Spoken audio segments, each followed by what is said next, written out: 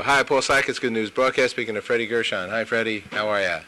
I'm terrific, Paul. How are you? Okay, congratulations. CEO at Music Theater International. And I see something very good here, and thank you for reaching out to Good News to inform us about it. You're the overseeing this here. It's kids in Corona, and that's Queens, I believe, to do their best. Lady Gaga does Beethoven imitation as part of the Corona Music Youth Music Project in Corona from the 9th to the 20th with free kids camp culminating in concert featuring hundreds of local children. Yay, good stuff. So what's going on, Freddie, and congratulations. Well, I don't congratulate me because the driving creative force behind this is a young man named Alvaro Rodas, and he tried this already in Guatemala and was successful. And this is the system of teaching music to young children and, in fact, teenage children as well, that was started in Venezuela and has taken over the country, where there are now, I think, 300 orchestras and choirs in Venezuela.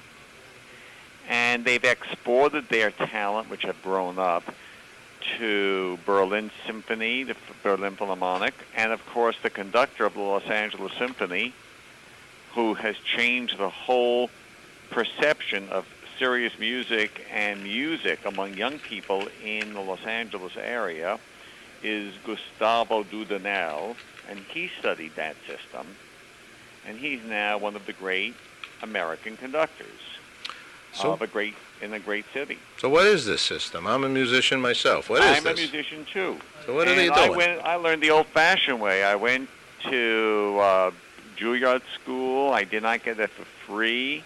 I was not very talented, but I did I exercised, I practiced, I did all of the fingering, and I practiced the piano for hours a day, grumbling as I was doing it. I didn't get a chance to get to play music.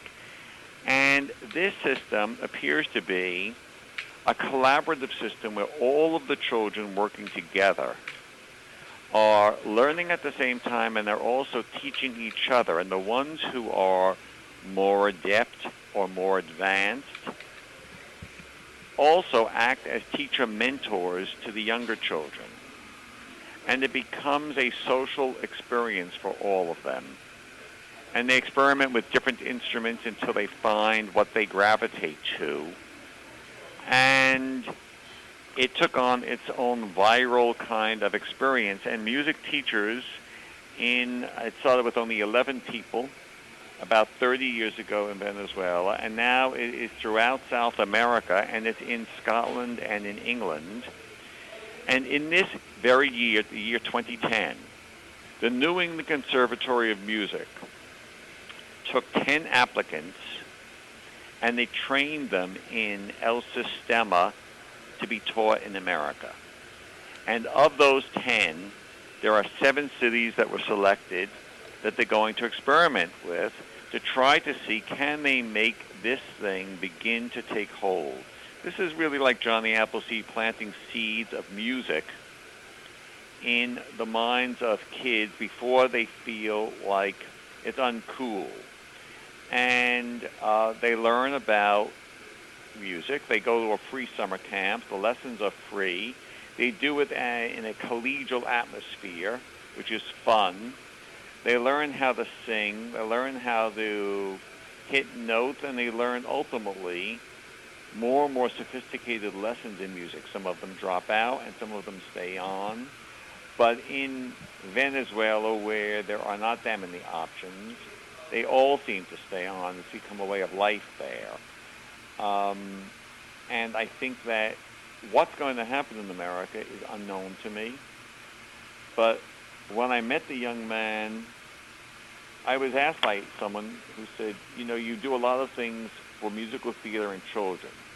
And my theatrical company has scaled down a lot of American musicals and made them suitable for grade school children to sing and to perform. So I have 30-minute musicals of Frog and Toad and 101 Dalmatians. I've got, with Disney approval, by the way. Mm-hmm. And I have made a joint venture with Disney because the kids all know the music from Aladdin and the music from Beauty and the Beast and Cinderella because they've watched the videos.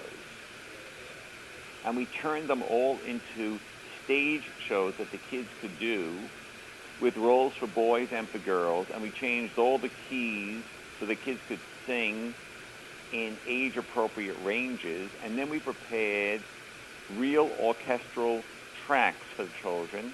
And then we got professional children of the same age to sing the tracks so the children would listen to young kids singing the songs the way they should be sung, and then they're weaned off of that, and ultimately they help design their own costumes, they help design their own sets, they become the character, and they put on a show. And in so doing, they use their imagination, creativity, inventiveness, and they become a little community. Boys and girls get to respect each other more. It's a form of like a Little League, except it's in musical theater. And it's before they've ever gotten to high school. And someone who knows I've been doing this, and it's been very successful. I started in 1994, and there have been 50,000 productions in the United States, in all 50 states, said, you ought to meet this other guy. He's into doing something with kids and music. And I had no idea what this was about. And then I met Alvaro, and his passion is what won me over. And when he began to talk about going to Venezuela for 2 months to watch and listen to this, he was blown away. He was a percussionist with the Guatemala Symphony Orchestra, and he hears 300 children, ages, I think, 8 to 15, performing a Mahler symphony in Venezuela. And he said it was a first-class performance. And he immersed himself in that world, and it was all part of the learning process with the New England Conservatory. And I asked him what I could do for him, and he said, well, we're really doing different kinds of things.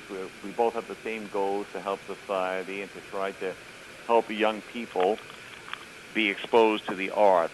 He said, but right now I have to raise some bucks. I want to try this as a very, very modest experiment. I picked the neighborhood of Corona. I like the environment. I feel I can get enough kids. I want to do it this summer. I have a conductor coming in from Finland who's prepared to teach them to sing. And they're going to start the week of August 9th. And by August 21st, they're going to perform in Flushing Meadow Park.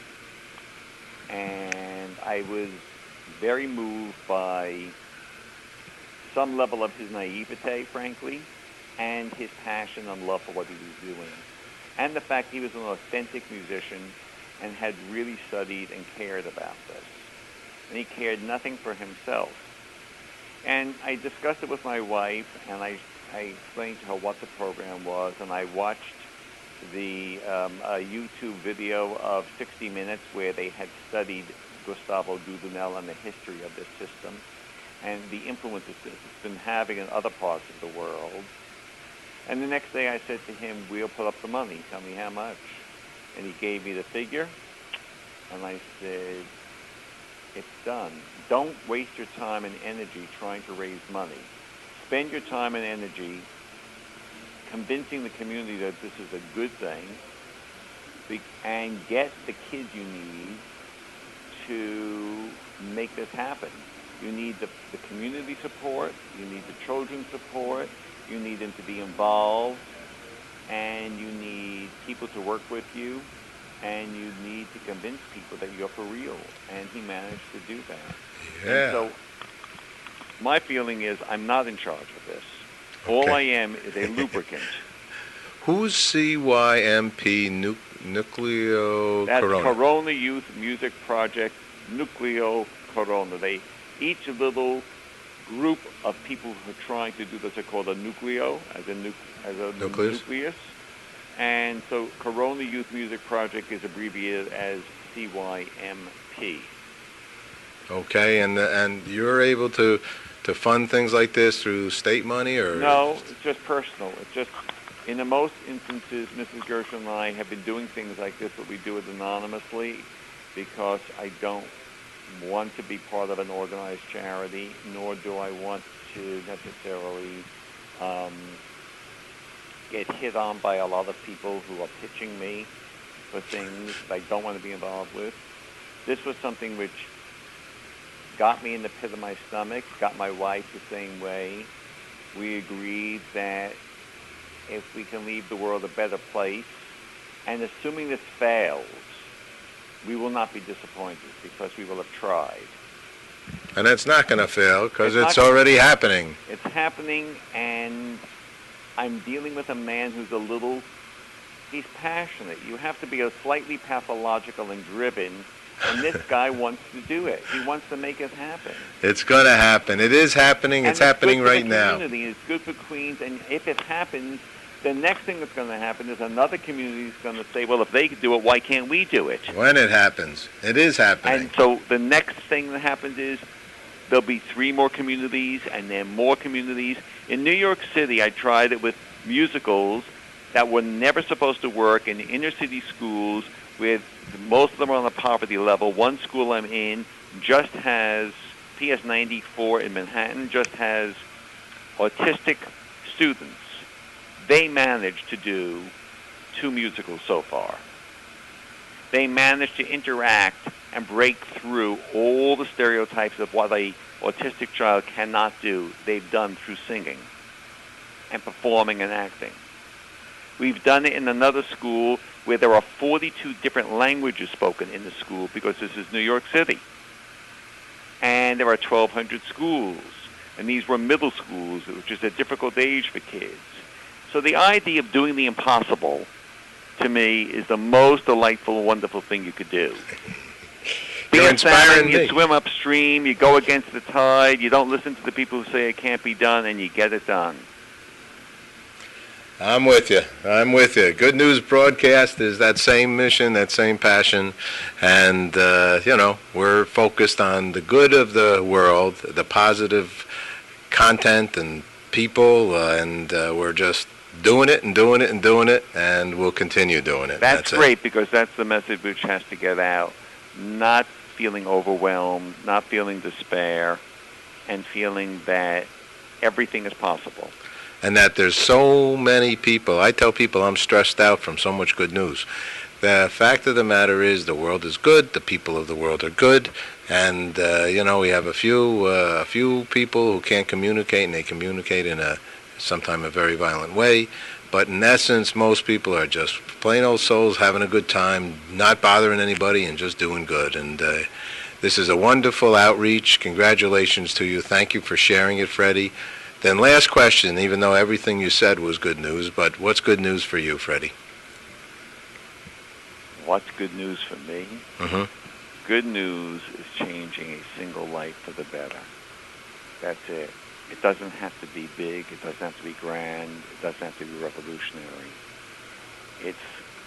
I mean that.